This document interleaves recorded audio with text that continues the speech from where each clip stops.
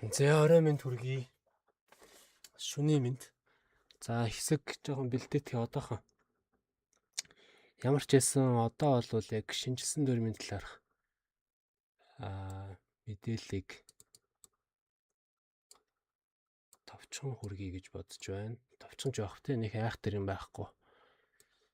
Тэгээд мэдхгүй зүйл ах юм бол миний бас ярих зүйлээс тамирчид манаас ойлголт авах баха. За төрүүлж агаарай.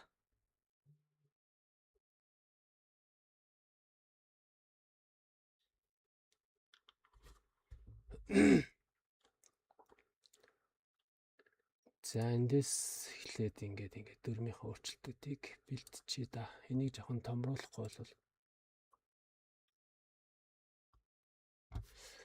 за шинжилсэн дүрм. Та бүхэн нэг хитэн бичлэг үзүүлнэ. Сүүлийн 10 секундын дээр үе болгоны сүүлийн 10 секундын дээр яг юу өөрчлөгдөд байгааг зөмөр харнаа.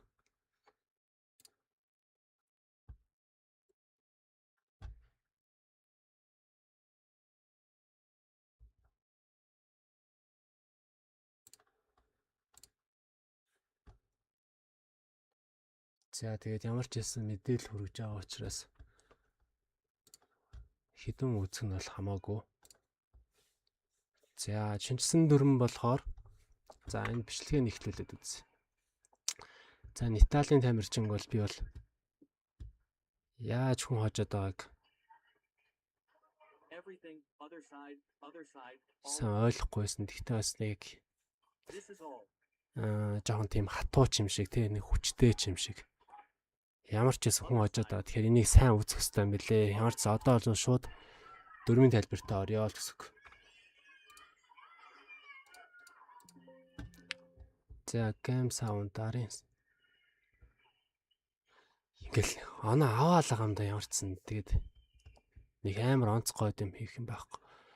За миний яг сонирхуулах гэдэг тоглолт бол яг энэ ханаас эхэлж байна.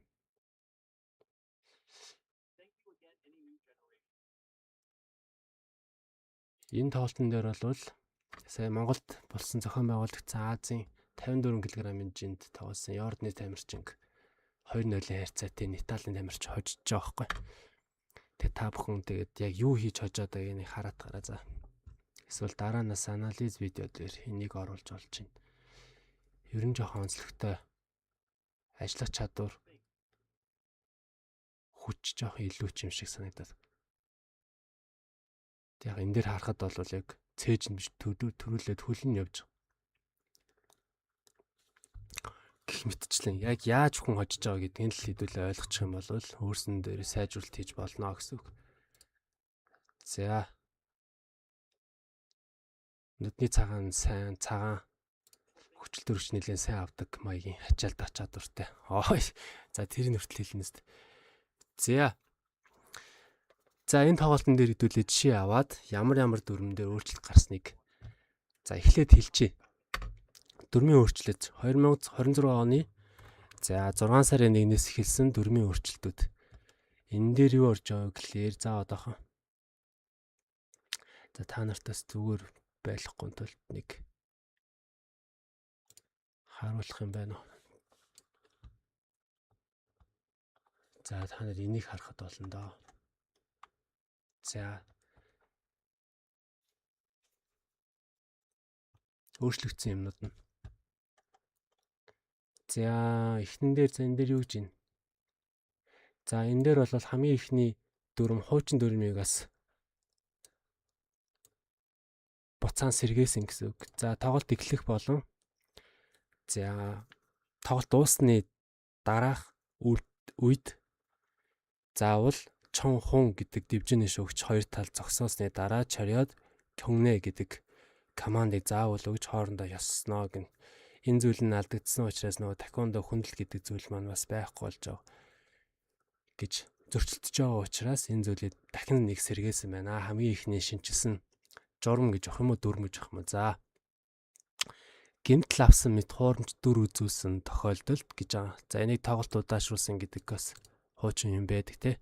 За энийг төвийн шүүгч за гэмтэл учруулсан ингээд нэг юм юу гэдэг тоглолтыг удаашруулсан тохиолдолд за эмчийг мэдээж дуудана тий төвийн шүүгч маань. За эмч бол үргэлжлүүлэн тулдах боломжгүй урд нь хэлжсэн болвол одоо дивжээний шүүгч IVR гэж яддаг те энэ бол техникийн төлөөлөгчд гэсэн үг. Эдгээр маань тоглолтыг үргэлжлүүлэх үгүй гэдгийг шийдвэрлэнэ гэсэн үг.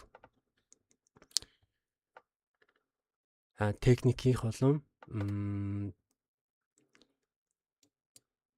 за юу гэж ойлгох юм. За ямар ч хэлсэн эмч шийдвэрлэхгүй л гэсэн үг. Дивжээний шүүгч болон техникийн шүүгч нар гэсэн үг байхгүй. Ерөнхийн шүүгч гэж хэлж болно гэсэн үг. За эдгээр маань тоглолтыг үргэлжлүүлэх үгүй юу гэдгийг шийднэ гэсэн. За дараагийн асуудал нь за аюулгүй байдлын үүднээс заавал тоолох нөхцөл үүдэж. За ямар үед тоолох вэ гэдэг зүйлийг ярьж байгаа. За дараа тохиолдолд дивжээний шүүгч заавал тоолтыг хийнэ. За толгой хэсэгт хүчтэй цохилт авах. За мэдээж ойлгомжтой тий. Нүдрөө өшгөлүүлэх. За гуйх тэнцвэр алдах тохиолдолд дивжээний шүүгч тоолох нь байна. За магадгүй өшгөлт ороод толгойн хэсэгт юм уу нүүрний хэсэгт ороход цус гарсан тохиолдолд тоолох нь байна. За мэдээж хүн цохилтонд орсон болвол нокдаун гэж байгаа тий. Энэ үед бол мэдээж тоолноо.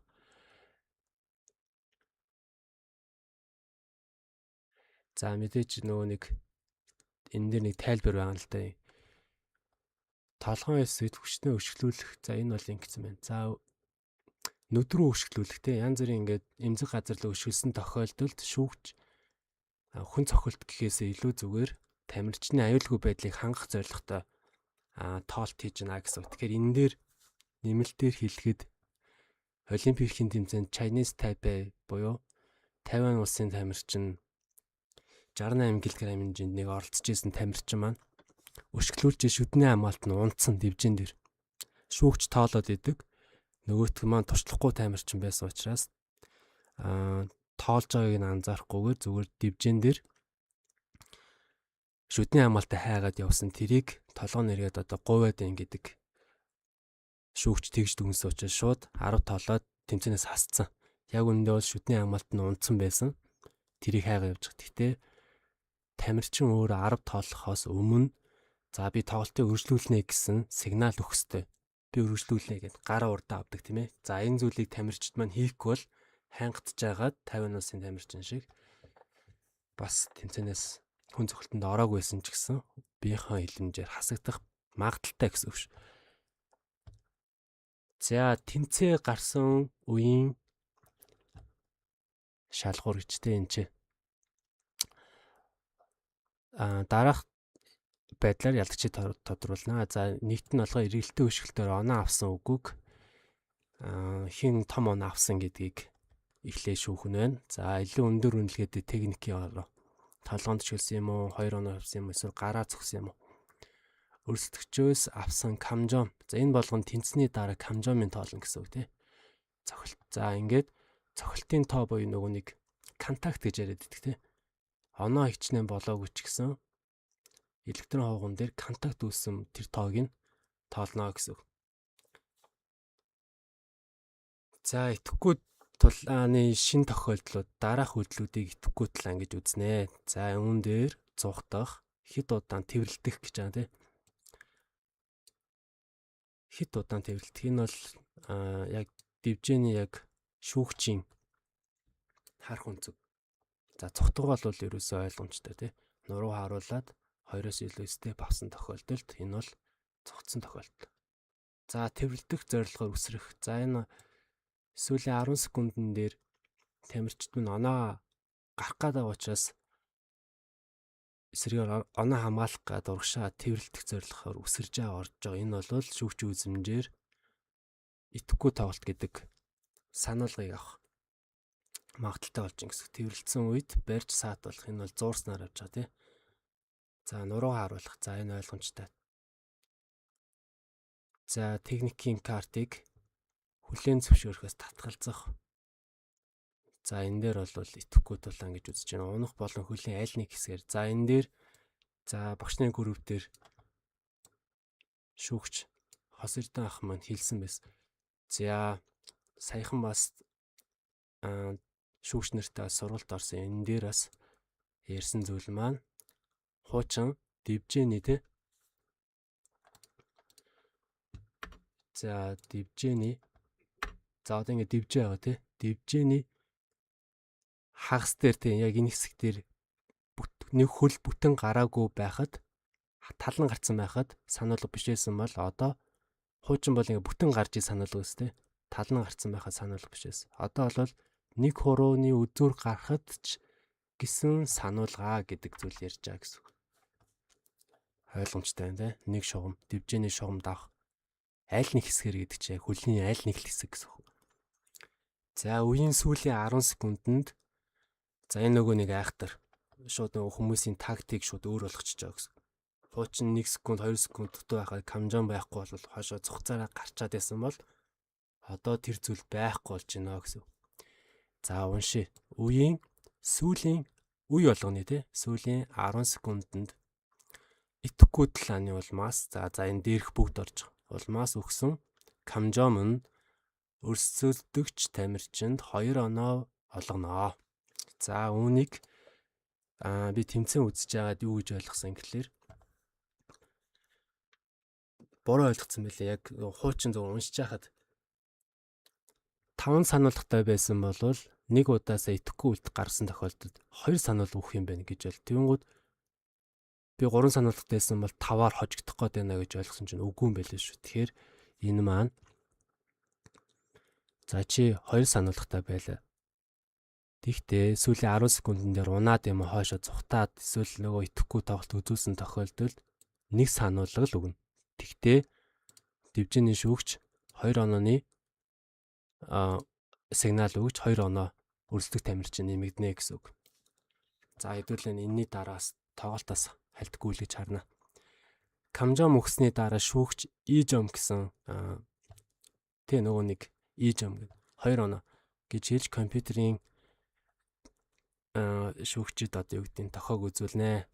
За шинэ техникэл карт.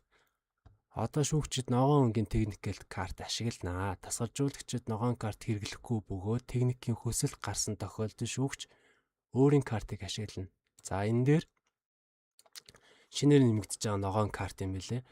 За шүүгч тасгалжуулагч болгонд улаан цэнхэр өнгөөс гарч байгаа нөгөө карт байдаг тийм ээ. Видео реплей үздэг карт. За тэр бол хэвээр байгаа. За энэ дээр магадгүй одоо юу гэдэг тасгалжуулагч тамирчингаа зүгтаад хаас илүү нөгөө нэг тактикийн тоглолт байдаг шүү дээ.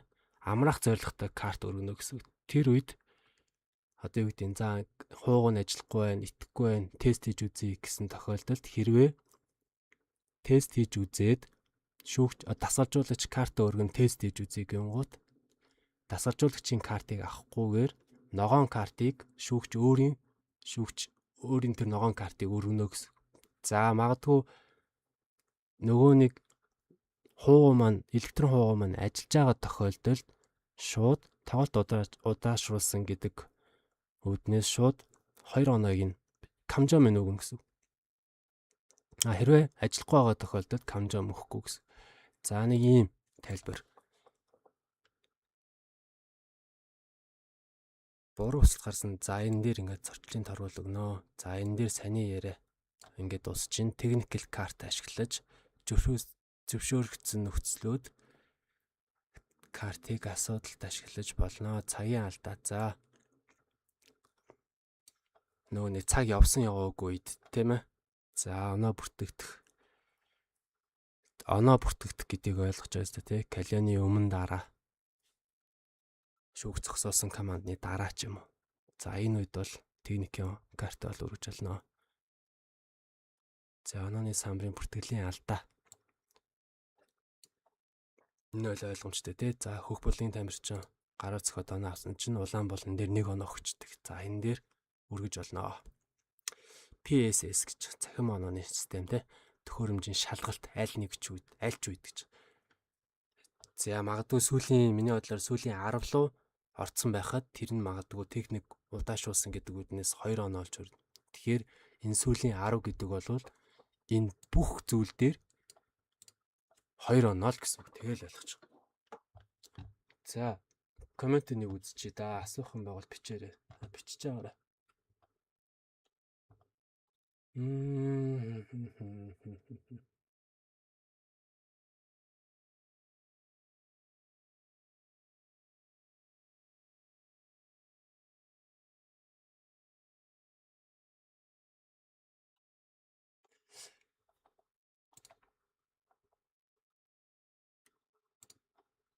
За энийг болъё.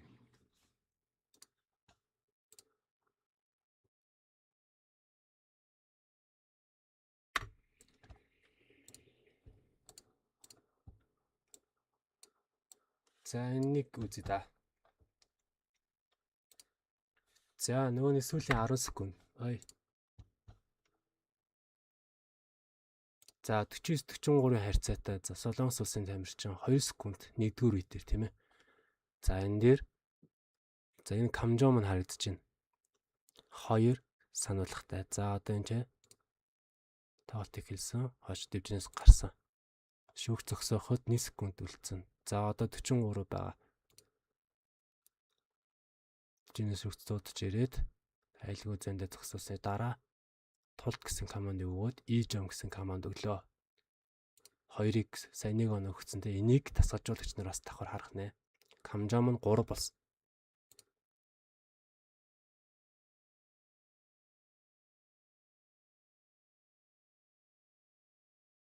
За ингээд 45 болсон. За дахиад эргэлтээ өшөлт хийж байгаа. 4 онооны зүрх баг. Дахиад гарцсан. За ингээд гараад за яах нь вэ? Шүүгч ямар команд? Калио цаг дууссан. Тэгтээ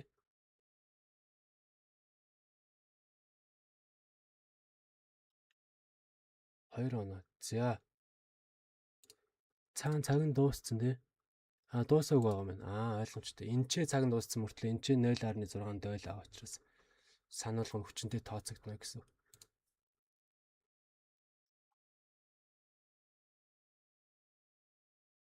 За дараагийн кейс.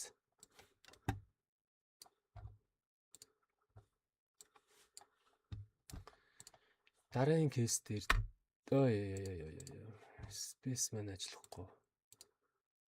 За энэ дээр харъя. За сүүлийн 2 дугаар үеийн сүүлийн 5 секундэд Итали 32, Солонгос 16 тай. За Итали нэлээ. Улаан. Аль нь 0 камжомтой тий. Тэгтээ 32 оноо 16 оноо авсан мөрт хоёулаа камжомгүй гэдэг бол энэ тамирчдын бас тэнцвэр нэлээд сайн.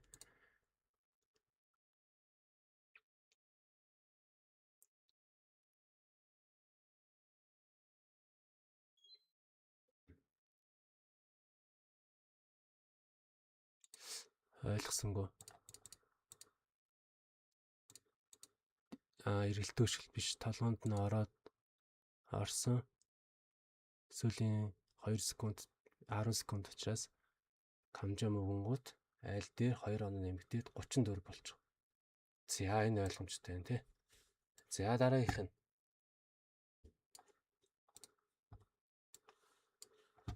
За нэг юу ч гэсэн үзье. Жигээ шахаж орсон. 3 дугаар үе. 24 25 7 секунд дэвжээний болонлоо ирсэн. За адил нийлэг камжомтой. За доорс хавсан жилгүүлээд унсан.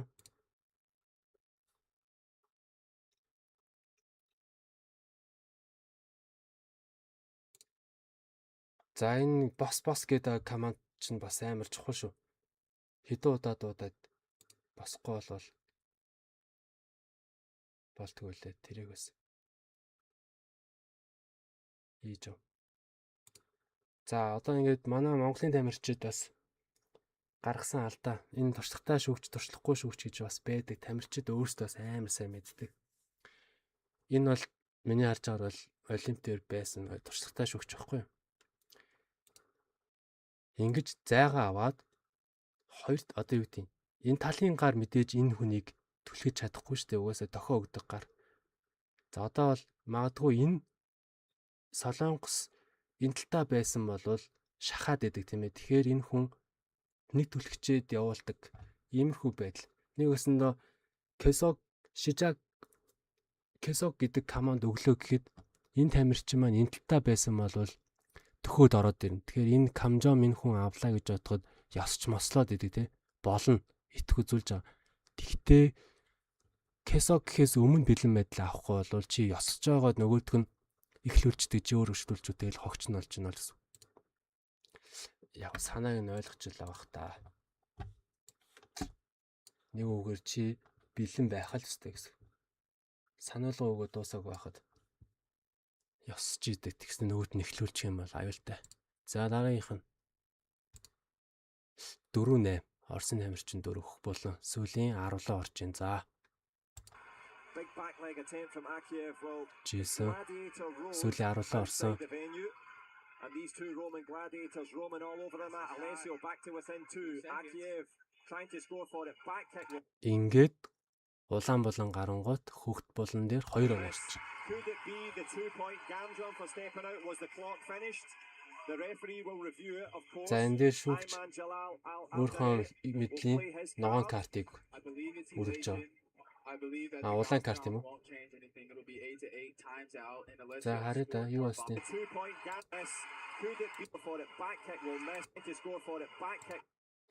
Яг харагдахгүй ямар ч цаг дуусахаас өмнө гарсан уугүй гэдэг нь л. Удаашуулсан бичлэгэн дээр 57 секундтай хот гарцсан. Дойл тийм ээ. Тэгээд тэгтээ бас давхар шүүгчийн гарыг сигналыг харна гэсэн. 43 дойл.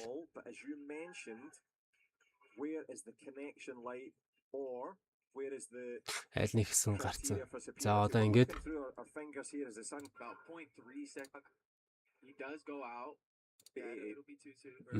одоо ингээд шүүгч зогсоосон ч гэсэн цаг нь дуусаагүй болвол за ингээд одоо нөгөө нэг оноо тэнцүүгүйг шалгана гэсэн. Адилхан оноотой болчихоо. Гэхдээ камжом том оноо техникийн оноонд ард Эрдэнэтээр өгш харагдаж байна. Энэ тэмцээн маань Италийн зохион байгуулагч Гранфри тэмцээн. За ингээд Оросын тамирчин маань хожиж байна. За дараагийн кейс. —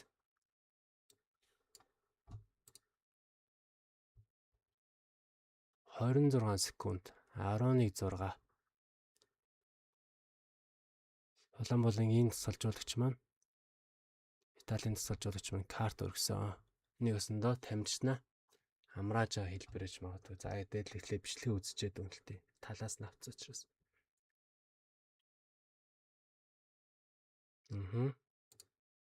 За юу гэж байна?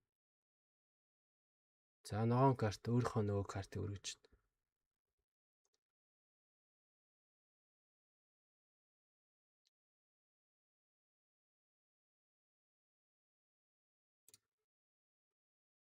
За тест хийж үзье гэж. Цаана контакт гарцсан, хоёулаа гарсан. Электрон систем бол асуудалгүй ажиллаж байна. Тэгэнгუთ 26 секунд байгаа учраас камжом нэг за ямар ч нэг торгуулаар тамирчнаа амрааж байна л гэсэн санаа. Гэхдээ бас ингэх шаардлага байгаа ч юм уу те. Байгаа ч юм уу. За.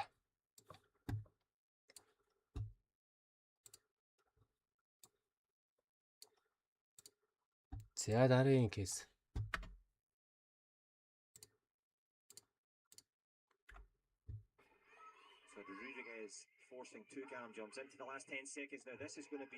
За энэ магадгүй түлхснээр. За энэ дээр штэ нэг юм байгаа. Хөх болонгийн тамирчин Бразил улсын тамирчин. За бид нэр хүүхдүүдээр төсөөлье те. Болон шахацсан. За одоо харж байгаарай. Дивжэний буланд түлхээд гаргасан тохиолдолд хөх буулан өөрөө сануулга авнаа. Магадгүй энэ гэхдээ дивжиний бурлан хараахан болоогүй нэ. За одоо тэгээд амжид өшгөлчих юм бол мэдээ сануулга биш. За энэ бол сануулга биш болчих. За магадгүй сайн шиг үйлдэлээр яг цөмөрч ороод гараа түлхээд гаргачих юм бол хөх буулын дамжчин бол сануулга аваад сүүлийн 10 үгүй гэдээс. За яг сүүлийн 10-таа баазардсан ч гэсэн сүүлийн 10-лоо орцсон байгаа учраас хэдэн оноо сануулга дээр хэдэн оноо өгөх нь. In the last 10 seconds, and it is 2 points confirmed. So the new rules coming into full effect. The Brazilian coach, I think, is saying that it's right on 10 seconds, literally. If you can see the дивжиний шүүгч маань шалгаж үзье гэсэн өөрийн картыг.